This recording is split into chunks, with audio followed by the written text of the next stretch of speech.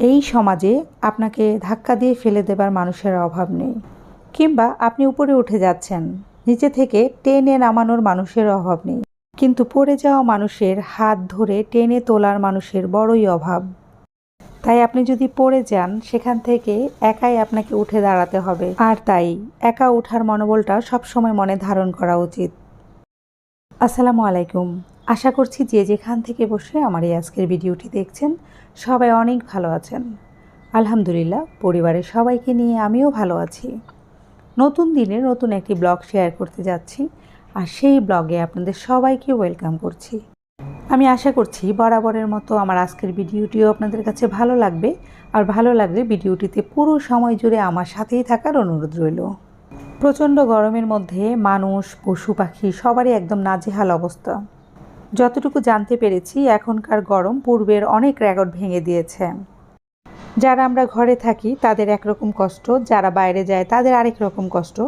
সব থেকে কষ্টে আছে যারা দিনমজুর, খেটে খাওয়া মানুষ। এই তীব্র রোদেও কাজ করে যান শুধুমাত্র পরিবারের মুখে খাবার জোগান দেওয়ার জন্য। অনেক গরম পড়েছে, তার আগের দিন আমরা পান্তা খেয়েছি, খেয়ে বেশ ভালো লেগেছে। তো এখন চিন্তা করছি মাঝে মাঝেই সকালে আমরা পান্তা ভাত খাবো। আজকেও পান্তা ভাত রেডি করেছি। গতকালকে বেশি করে ভাত রান্না করে সেটাতে পানি দিয়ে রেখেছিলাম। আর এখন আলু ভর্তা করে নিয়েছি, ডিম ভাজি করে নিয়েছি।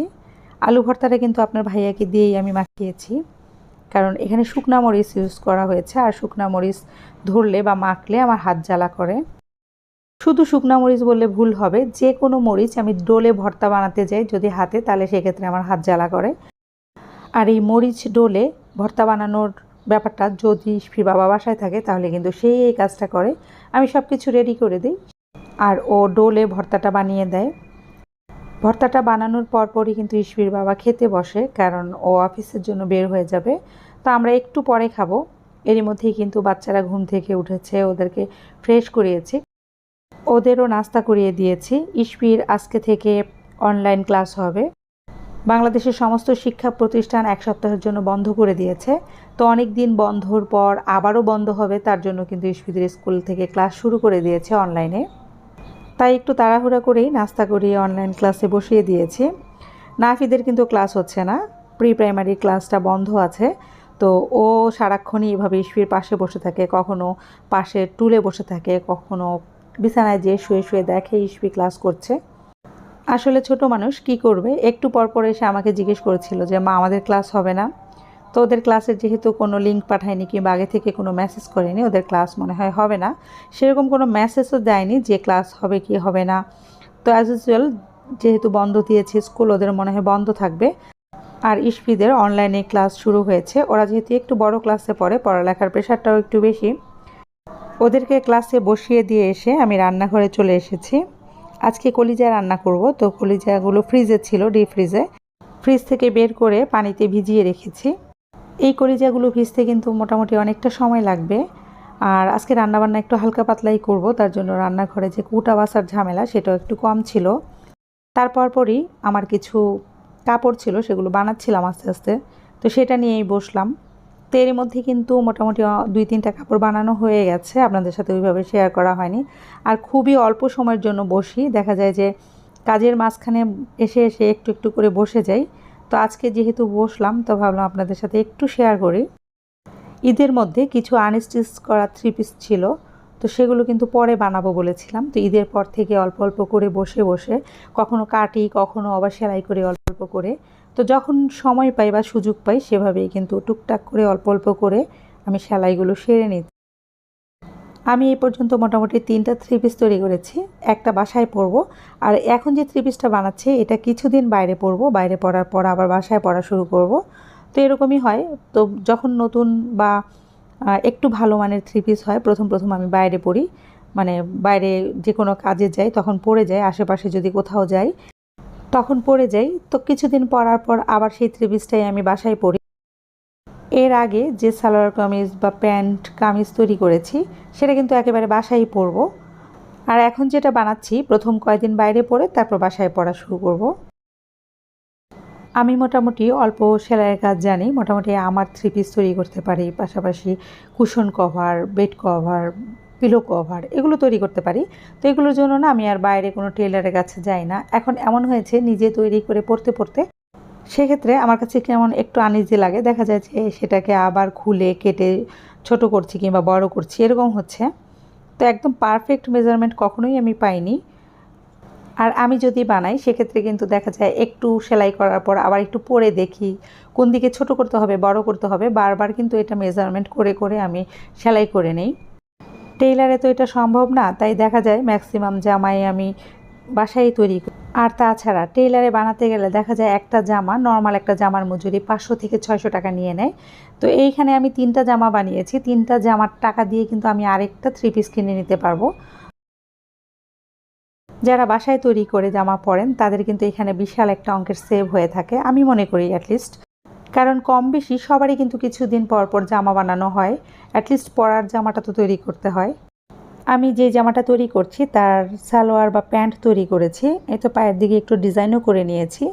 তো আপনাদের সাথে সেটা শেয়ার করলাম, কেমন লেগেছে কমেন্ট করে বলতে পারেন। আমি যে খুব বেশি সেলাই কাজ পারি তা কিন্তু না। আর তাছাড়া এখন ইউটিউব খুললে যে কোনো বিষয় দিয়ে সার্চ দিলে কিন্তু এই যে কাটিংগুলো আছে কিংবা সেলাইয়ের সিস্টেমগুলো সেগুলো কিন্তু তারা কিন্তু ইউটিউব সার্চ করে বিভিন্ন রকম ডিজাইন কিংবা সেলাইয়ের ধরন শিখে নিতে পারেন।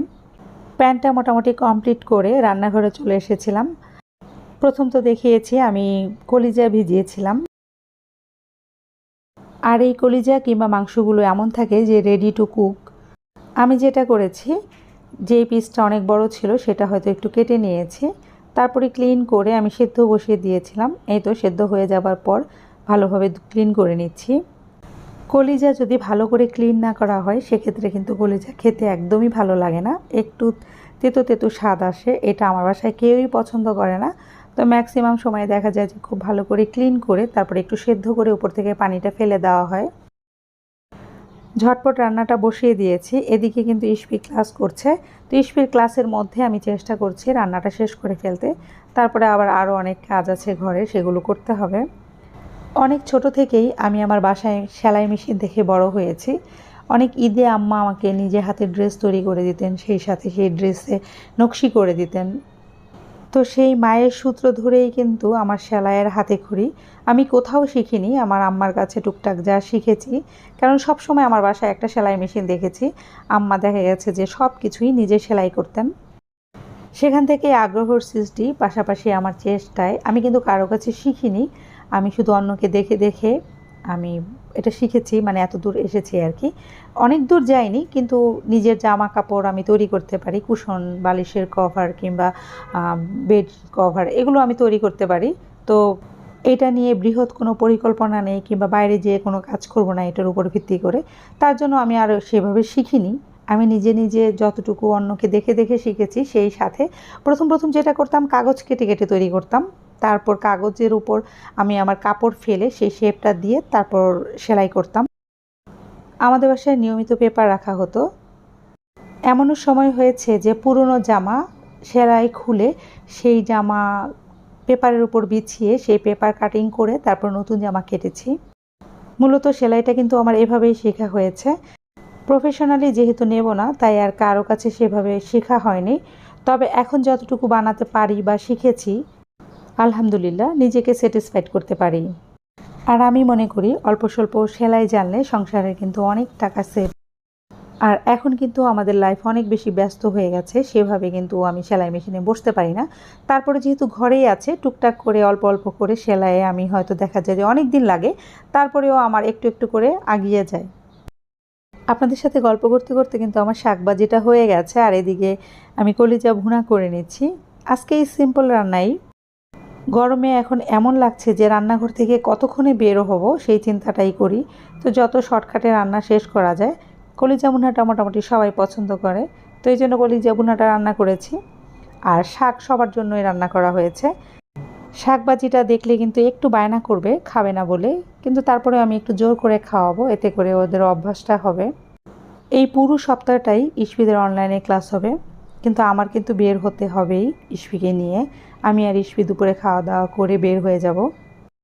কারণ হচ্ছে কোচিং বন্ধ নেই, কোচিং কিন্তু কন্টিনিউ চলছে। প্রথম 2 দিন আমি যাইনি, তারপর থেকে চিন্তা করলাম যে ও পিছিয়ে যাচ্ছে। আমি টিচারের সাথে কথা বলেছি, টিচার বলেছে সব স্টুডেন্টই মোটামুটি আসছে। তো চিন্তা করলাম যে দেখা যাবে পরে যে ওর এই ক্লাসগুলো ধরতে কিংবা ওদের সাথে সমপর্যায়ে ক্লাসটা চালিয়ে নিতে ওর একটু কষ্ট হয়ে যাবে। আর এই জন্যই তাড়াহুড়ো করে একটু রান্নাটা শেষ করে নিলাম।